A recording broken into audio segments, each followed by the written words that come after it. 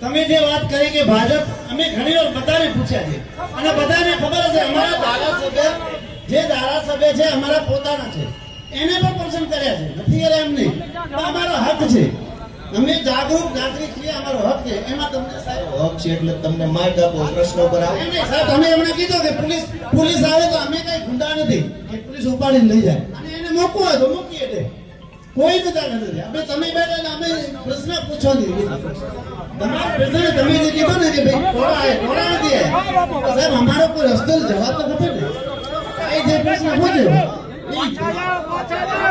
હવે કોઈ બાકી રહી ગયું ભાઈ તમારે?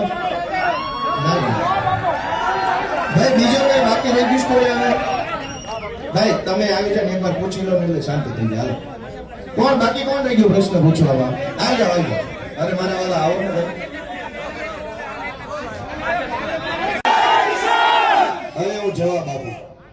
મને એમ હતું કે આ પ્રશ્ન પૂછવા આવ્યા છે તો કદાચ એવું પૂછશે કે આ ગાંધીધામમાં દારૂ વેચાય છે એના હપ્તા કયા ભાજપના ધારાસભ્ય ઉધી જાય, તમને ખબર હોય તમને કયો. મને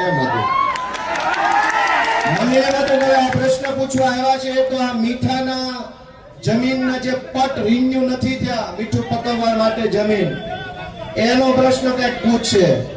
એટલે મને એમ હતું કે કઈક ગાંધીધામનો કચ્છનો પ્રશ્ન પૂછશે, પણ આ વિસાવદરનો લઈને આવ્યા. બોલો, આ ઉપર લઈ આવો, તમને શોભા નથી દેતા. ઉપર લઈ આવો, ઉપર લઈ આવો, હેઠેથી નહીં, ઉપર લઈ આવો મારા બેટા, ઉપર લઈ આવો. હવે તમારું ટીવી માં આવી ગયું છે, વાયરલ થઈ જાય. હવે તમારું કામ પતી ગયું, બધું થઈ જાય વાયરલ, વાંધો નહીં, થઈ જાય વાયરલ. પણ તમને ક્યાં ના પાડી ભાઈ, આમનું વાયરલ કરી દેજો જરા. કોઈ ટિકિટો ભાજપમાં તાલુકા જિલ્લાની મળી.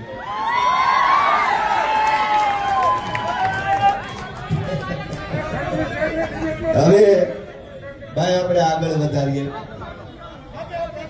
મજા એ વાતની છે દોસ્તો, પહેલા મને બધા એમ કહો કે ભાઈ મજા આવી કે ન આવી?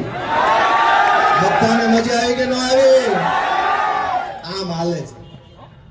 જ્યારથી હું વિસાવદરની ચૂંટણી જીત્યો છું, બધાને હિંમત આવી ગઈ પ્રશ્ન પૂછવાની. એનાથી સારું શું હોય ભાઈ? મને પૂછો, એને પૂછો, હવને પૂછો, એમાં હું ઈ તો ક્યારનો મારા ભાષણમાં કહેતો હતો, 30 વર્ષથી ભાજપ વાળા દબી દીધા હતા, કોઈને બોલવા નહોતા દેતા.